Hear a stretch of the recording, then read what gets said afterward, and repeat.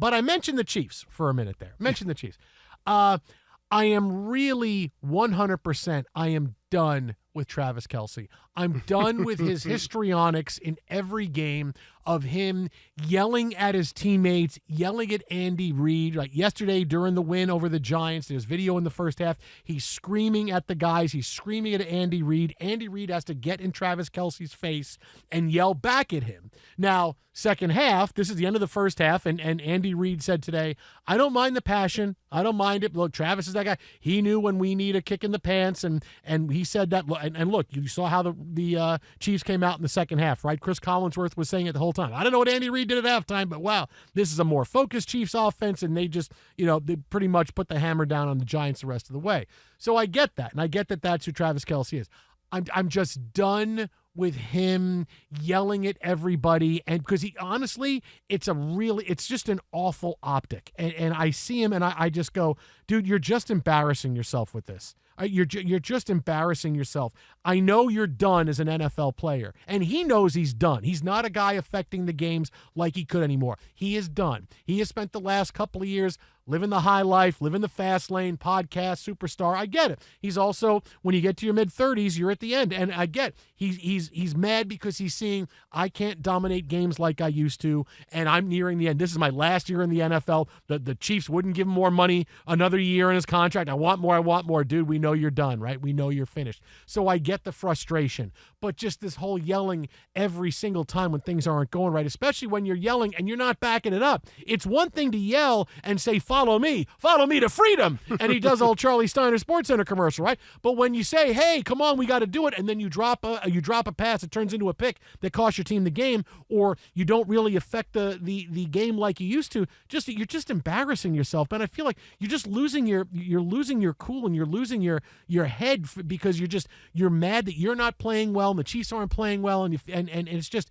a broken record over and over again. I'm like, dude, come on, you just look bad. It's a really bad optic that every time we see Travis Kelce, here he is, hero, all he's doing is yelling at his teammates or yelling at his head coach. Again, it's time. Just stop. Just go play.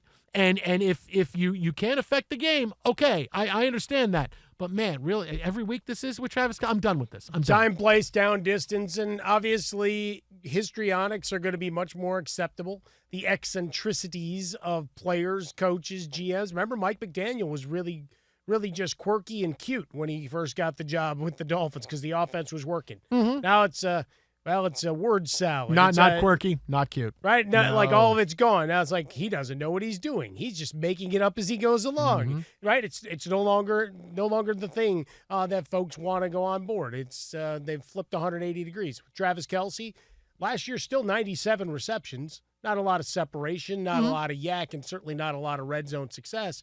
But you don't have the pull the punches like you had, right? Pulling the strings with Tyreek Hill over the top. You're able to make it work and you're able to win games, but it's not the same level of efficiency. And then certainly for this year, you're still trying to figure out how it's going to play out. And we'll see once the rest of the wide receivers come back. But in the interim, he's had 2 plays already. Week 1, remember that half-ass drag across the middle that he did? Oh, yeah. Where he and Mahomes, clearly he didn't speed up properly or Mahomes didn't read it properly, but that should have been a fall into the end zone play. Instead, falls harmlessly incomplete. Week 2, you've got a catchable ball that turns into an interception. Should have been a touchdown. Week 3, now you're complaining you don't get the ball. 7 targets, 4 catches, but you're not impacting the game, and you're frustrated. I get it. There's something to being a vocal leader, but when you're running up to the coach like, Dad, it's not working. It's gone past the inspiration to just now you just look mad and you're losing your temper.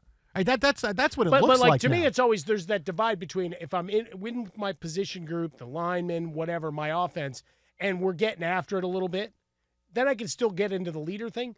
But if you're going to the coach, like what the hell's what's the communication with Andy Reid at that point? And look, and that's the thing, right? We saw it with him in the Super Bowl, yelling at Andy Reid when I'm not getting the ball enough. We've seen it now so many times to the point where I almost feel like, and I said this about Tom Brady, is that how many times when the Patriots weren't playing well, did you see during a game him yelling at his offensive line in the sideline, right? Like a bit of I want you to know it's not my fault.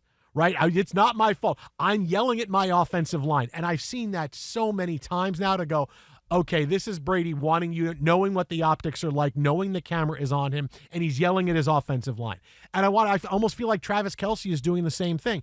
I'm not having a good game. We're not having a good game, and people are going to blame me because I'm the image optic of this team now. As great as Mahomes is, but I'm dating Taylor Swift. I know that the type of impact that I have, what people say about me. So I'm going to yell at everybody because I want people to know, hey, look at me leading. I can't do anything on the field, but I'm now yelling and leading. And part of me thinks, there's a large part of me says, okay, when he's not playing well, he knows, and he gets frustrated with that, and he doesn't want people to say bad things about him and blame him. So I'm just going to yell. I'm going to yell at everybody on the side, and it looks bad. I mean, and it's not like I'm yelling all the time. I'm yelling before a big drive. I'm yelling at all random times during a game after I'm not getting the ball, after our offense is not playing well. Like, what are you trying to accomplish? Are you really yelling? Andy Reid now has to yell at you and say, dude, what the hell are you doing? Okay, just stop. I'm the coach of this team. Just stop. Like, I don't know the purpose other than to serve to try to help him or deflect blame when people want to say, hey, it's your fault. Yeah, but here's the problem is that I like to think some of us, not all of us, some of us are smarter than that. We see what we see during a game. It's like, you're not playing well. You're a step slower. We go back to the Super Bowl. Look, I'll give him credit for battling through the regular season, finishes with a high target and catch count. But then he had nothing left in the tank when you actually got into the playoffs in the Super Bowl, where there were a couple of give-up efforts on blocks he should have made and stuff of that ilk, like the fundamentals of it.